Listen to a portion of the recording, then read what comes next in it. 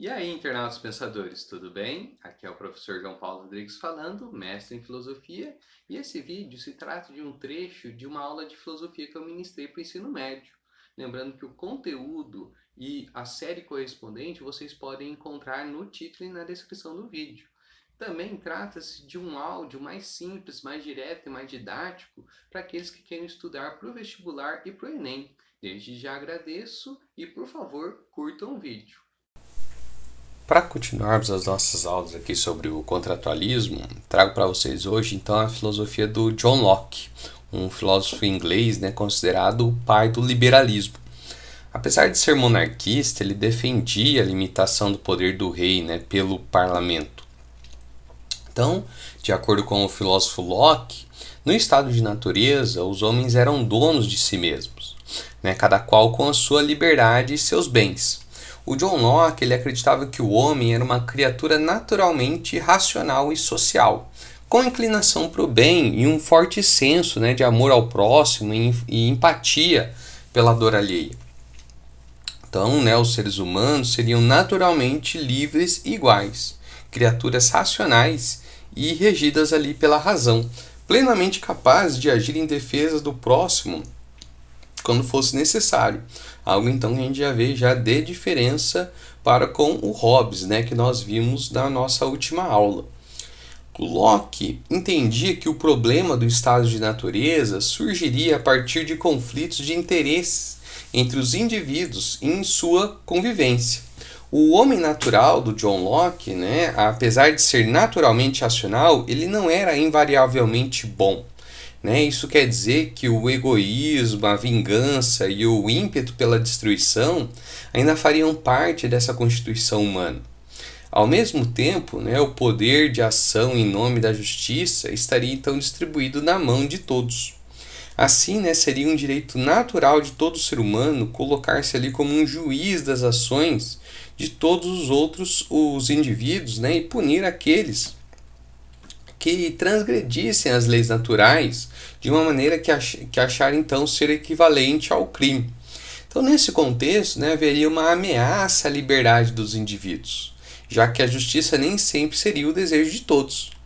Além disso, o amor próprio dos indivíduos ainda seria muito maior do que o amor pelo próximo, o que até então dificultaria a capacidade de julgamento. Porém, como não havia governo, o homem ele não tinha como proteger os seus bens, especialmente ali os direitos naturais que todo homem tem, a saber, a vida, a liberdade e a propriedade.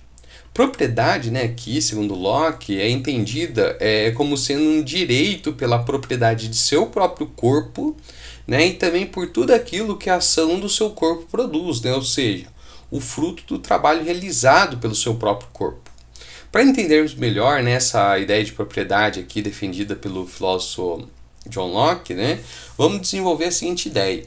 Segundo o filósofo, todo homem, desde o momento do seu nascimento, ele tem o direito à sua preservação, comer, beber, ou aquilo que ele chama de revelação, onde Deus fala que deu o mundo a toda a humanidade e que é através dela que possam então tirar o sustento e o conforto da sua existência. Então, Deus deu ao ser humano também a razão, para que possam se servir dela para maior benefício de sua vida e de seus interesses. Para John Locke, todas as coisas que a Terra produz é um bem comum da humanidade, pois são produções espontâneas da natureza e nenhuma pessoa possui o domínio privado de uma parte qualquer. Então, fica muito difícil para alguns imaginar como é possível chegar a ter a propriedade de alguma coisa. Então, Locke vai nos dizer que o trabalho dos nossos braços e a obra das nossas mãos, pode-se afirmar então, são propriamente suas. E esse, então, ninguém tem o direito senão você mesmo. Logo, quando você tira qualquer coisa do seu estado de natureza através do seu trabalho, você está tornando essa coisa sua propriedade. Por exemplo, as maçãs espalhadas nas árvores das florestas. Ora, antes as maçãs eram um bem comum da humanidade, pois eram de produção espontânea da natureza. Mas quando uma pessoa então as colheu, ele acabou transformando aquelas maçãs propriedade sua através do trabalho dos seus braços, pois esse trabalho é uma propriedade exclusiva sua e ninguém mais tem o direito sobre ela senão você mesmo. Por isso, também de acordo com John Locke, não haveria mal algum no homem trocar a força do seu trabalho por dinheiro, que é uma invenção humana, tendo em vista que ele pode trocar tal dinheiro, que é puramente simbólico, por algo que ele necessite, como comida, vestimenta ou qualquer outra coisa. Então, agora vamos voltar ali à teoria do John Locke sobre o surgimento da sociedade. De acordo com o filósofo, sem governo não haveria progresso econômico, não haveria fruição, ou seja, o usufruto do bem, nem segurança e nem tranquilidade. Por isso, os homens decidiram ali se unir mediante um contrato, para ter segurança sobre a sua vida, propriedade e também sobre a sua liberdade. Surge então o Estado liberal como mediador entre os homens, funcionando como um juiz, não como um carrasco, tal qual como imaginava o Hobbes, que garante o direito de cada um e de todos. Esse é o chamado Estado liberal, que vai manter a cidadania e a plena propriedade. Esse poder ele deve fazer intervenções mínimas, dirimindo ali as dúvidas e evitando também a desigualdade de direitos. O governo liberal do John Locke deixaria os homens livremente comercializarem e organizarem suas vidas, e agiria somente quando fosse necessário para garantir igualdade de direitos. O Estado ele não pode ser dono das propriedades, ou seja, uma estatização, permitindo que os homens desfrutem delas e concordem entre si, fazendo valer as diferenças entre os homens conforme as suas capacidades.